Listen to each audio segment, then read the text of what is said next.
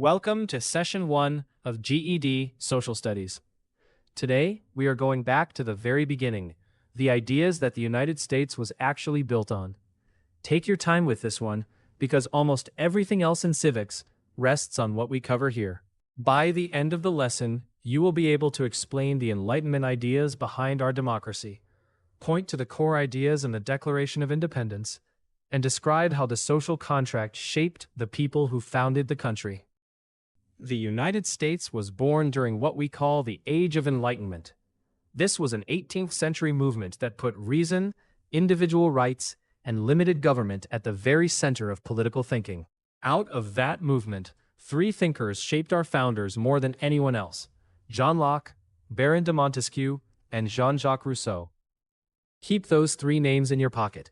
They come up again and again on the test. Let's start with John Locke. Locke argued that every single person is born with natural rights, rights you have just by being human. He named three: life, liberty, and property. Here is his key move. A government exists for one reason only: to protect those rights. And if a government stops doing that job, Locke said the people have the right to overthrow it. That is a powerful, even revolutionary idea. Now watch how directly this lands in our history. Thomas Jefferson borrowed Locke almost word for word in the Declaration of Independence. He kept life and liberty, and swapped property for the pursuit of happiness. Next up, Montesquieu. His big contribution is the separation of powers. He argued you should split a government into three parts: a legislative branch that makes laws, an executive that carries them out, and a judicial branch that interprets them.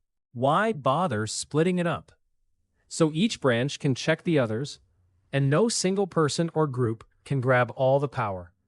That is exactly how our three-branch system was designed, straight out of Montesquieu. Finally, Rousseau and the social contract. The idea is a kind of deal. People agree to give up a little of their freedom to a government, and in exchange, the government protects the rights they keep. And here is the phrase to underline: legitimate government rests on the consent of the governed. In plain English, real authority comes from the people. A line that ended up right inside the Declaration of Independence. All of those ideas come together in the Declaration of Independence. It was written mainly by Thomas Jefferson and adopted on July 4th, 1776. Let's walk through its four parts, because the test loves to ask about them. First, the preamble. It states the big principle, that all people are created equal and have rights that cannot be taken away. Second, the Statement of Rights names them: life, liberty, and the pursuit of happiness. Third, the list of grievances. 27 specific complaints against King George III. Things like taxing the colonists without their consent. Fourth, the Declaration of Separation, where the colonies formally announce they are now independent states. One thing to be crystal clear about: the Declaration explains the why of independence. It did not actually build a government. That job came later, with the Constitution. This is worth a quick side-by-side, because the GED test asks it constantly. We have two famous documents, and they do two completely different jobs. The Declaration of Independence, from 1776, explains why we broke away from Britain. It is the philosophy, the justification, the why. The Constitution, from 1787, explains how the new government would actually work: its structure, its powers, and its limits.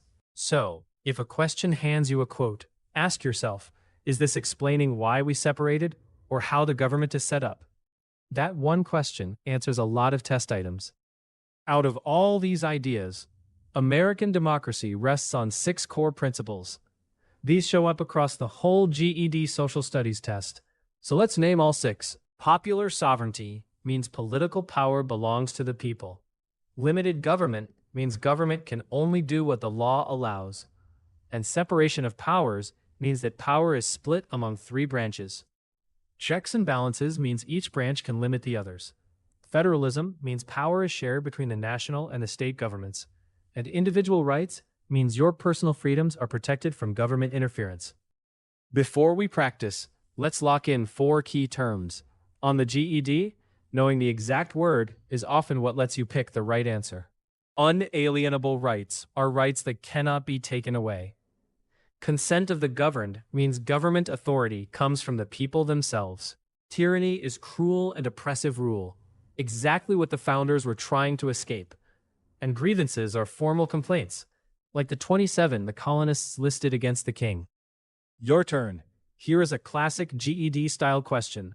Read it carefully, look at the 4 choices, and pick the best answer before I reveal it. Pause the video now if you need more time. The answer is A. John Locke. Montesquieu gave us separation of powers, and Rousseau is the social contract thinker. But those exact words, natural rights to life, liberty, and property, plus the consent of the governed, are pure Locke. Locke laid this out in his second treatise of government, and Jefferson built those ideas straight into the Declaration of Independence. Whenever you see life, liberty, and property together, think Locke. Let's recap Session 1. The Enlightenment put reason, rights, and limited government at the center. Locke gave us natural rights and a government that exists to protect them. Montesquieu gave us separation of powers, and Rousseau the social contract and consent of the governed. Remember that the Declaration of 1776 is the why, while the Constitution of 1787 is the how. And keep the 6 core principles and the key terms close. On the GED, that vocabulary is your evidence.